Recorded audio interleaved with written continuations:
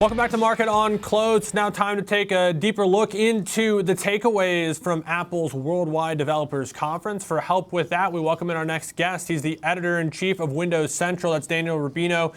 Daniel, thanks so much for joining me this Tuesday afternoon. Let's start there. What were your takeaways from this WWDC event that had so many eyeballs on it? Yeah, so it's always a big deal when Apple, of course, has these events, and this year was a little weird. I'm gonna be honest, because there were some big announcements, but there were also, I would say, some disappointments too.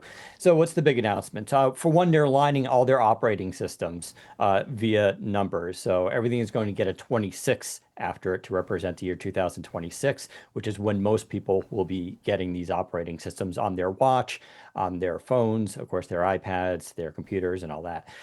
So that's kind of good. It's going to align things, it'll make things simpler. It's also good for Apple long term because they can just then do yearly updates without necessarily it having to be something really big each time, which is a lot of pressure on them. The other big thing was their new unified UI system design, I should call it. It's called Liquid Glass. And it's an interesting design. It's kind of gone the opposite way where of Android and Microsoft, where it's literally like a glass. It's very translucent, transparent in some areas. It glows. It's very technically well done, and as always, Apple pays a lot of attention to detail. The question is twofold, I would say. One, are people going to really want this everywhere? People have questioned the legibility of it in some cases. The other one is more interesting and technical, which is this kind of design does require CPU and GPU usage, presumably. And how is that going to affect phones? How is it going to affect battery life, right? Because nothing's free when it comes to really cool looking flashy graphics. The third thing I would say that was a really big deal was iPadOS.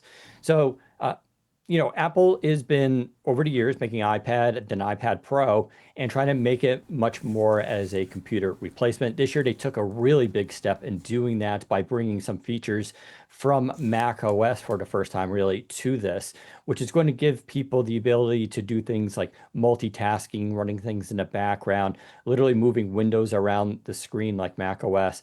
So it's going to make that device much more compelling, but maybe also confusing for people who have one but not the other, and maybe want one and not the other. So I would say those are the big announcements, at least. When you look at sort of the hype that was coming into this event, I think a lot of it was the short memory of how big the stock reaction was post last year's event, where, I'll be honest, I followed Apple shares. I don't know that this WWDC event has ever been on my calendar the way that it was this year. That said, I would love your opinion on this. It felt like last year we got a different Apple from Tim Cook and team, where it was almost Elon Musk and Tesla-like, of like these huge announcements, these big plans, and very little to show for it. It feels like at least this time around, it was more, I guess, authentic and congruent to what Tim Cook's Apples looked like. And I guess the stock sort of round trip from where it was. But does that make any sense? Did it feel kind of weird last year as well with how much promises they made?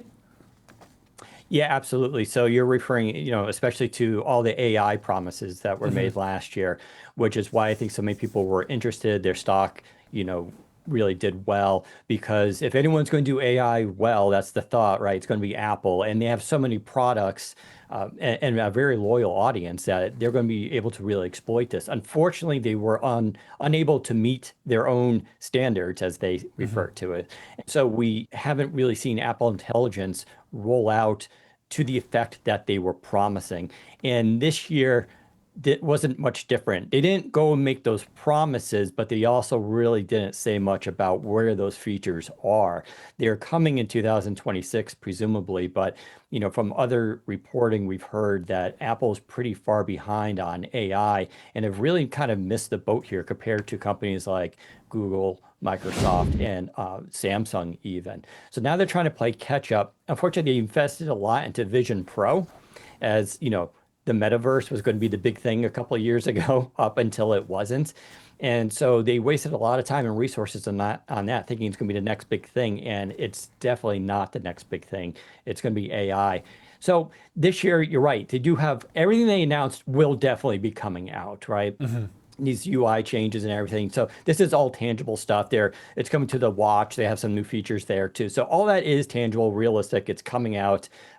It remains to be seen how much people are going to like the change. This is the first major overhaul to the UI in almost a decade. So, it's going to be interesting to see how people react to it. Daniel, I'd love your thoughts on this as well. I had another guest on a different program here talk to me about how it almost was like this time the event was more back-end focused when it came to AI and like how they'll plug into developers, where last year was all the hype around Siri and the front-end consumer takeaway things. So just the headlines aren't as exciting this time around, but perhaps the actual tangible takeaways could have actually been greater. Is that fair? Yeah, I think that's definitely fair. There's almost like a joke going around that they couldn't do the AI stuff. So yeah, they're opening up their libraries to developers to take the lead on it, which is probably not a bad idea anyway for them to do. They have very good a developer community that's some of the most aggressive, some of the most creative out there. So it's probably a good idea. But they're clearly behind in this area. They'll catch up. I'm not really worried about it long term. It's going to be another year or two, I think, before they really do things right. Some of the new features they announced too regarding the phone app, where it can now screen your calls for you. It can let you know when you're on hold and it's going to come off. All this stuff is great, but it was also announced 2 years ago by Google and is available on the Pixel, and Samsung has a lot of these features. So a lot of things we did see are just things that are already been out. Including translations and stuff. But that doesn't mean they're not useful features and that people who have iPhones aren't going to appreciate them, because they certainly are. Is that safe to say that's sort of always been Apple's MO, at least in the last 10 years? I mean, I even think to like one of their most successful post-iPhone products being the AirPods. They certainly weren't the first, cordless Bluetooth headsets, but they did them really successfully and they're super, super popular. It's almost like, from my perspective, they let some of their competitors prove concepts and then they try to do it really, really well. Is that still Apple's plan? And can they even really do that in this world of AI, where it does seem almost like first mover advantage is going to be so starkly important? Yeah, that they do have that lucky MO where they can not do a feature for many years, and then people go, oh, that's just because they're going to do it really, really right. I heard that too about wireless charging. That's why they didn't do wireless charging in their phones for years. They're working on their own, and it was going to be amazing. Never happened. They ended up just coming out with Qi Wireless, which every phone has. So it's not always right, but that is the feeling. Regarding question about AI, it's a good one because AI does move so quickly, right? We're already technically moving on to what's called agentive AI. It's like the second generation already of where this stuff is going. And Apple's still not there. I think they'll catch up to it, but they have to pivot, and it's going to take them some time.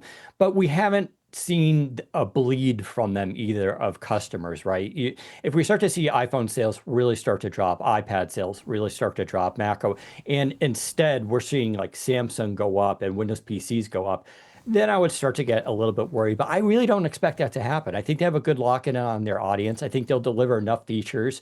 Right now, in people's heads, a lot of AI is Chat GPT. That's all it is.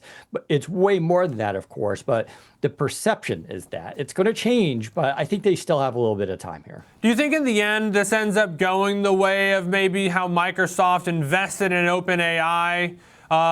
Or do you think they're going to continue down their path like Meta, like X is doing, where they're developing these things on their own? Is Apple eventually just going to throw in the towel and buy somebody in this space? That is always the safe cheat, right? There are a lot of good startups here in this area. I think that they could definitely do that. If they find a small company that has a real kind of breakthrough, that could definitely, be a bootstrap for them to kind of get ahead of people or do something unique and creative in that space.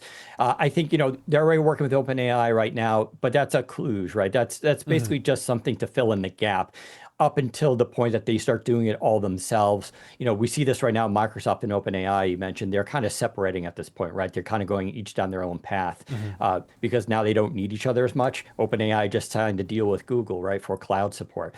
So, I think Apple is going to use these other companies up until a point they can do it all themselves. I definitely see, a lot of these companies buying up other small AI startups as a possibility, because there's a lot of smart talent out there and a lot of creativity that's waiting to be seen. Yeah, I'm glad you brought up that Alphabet story too, as sort of kind of parting thoughts. Is it almost that was the first time that it was almost like there was murmurs of, hey, this might just be commoditized at some point. We're all going to be able to work together. Where every other thing has been, we're just trying to beat each other. First one here is going to win, and they were kind of like, it doesn't have to be winner take all. So interesting stuff. We'll have to have you back on thoughts on that. Really appreciate it, Daniel Rubino, editor in chief of Windows Central.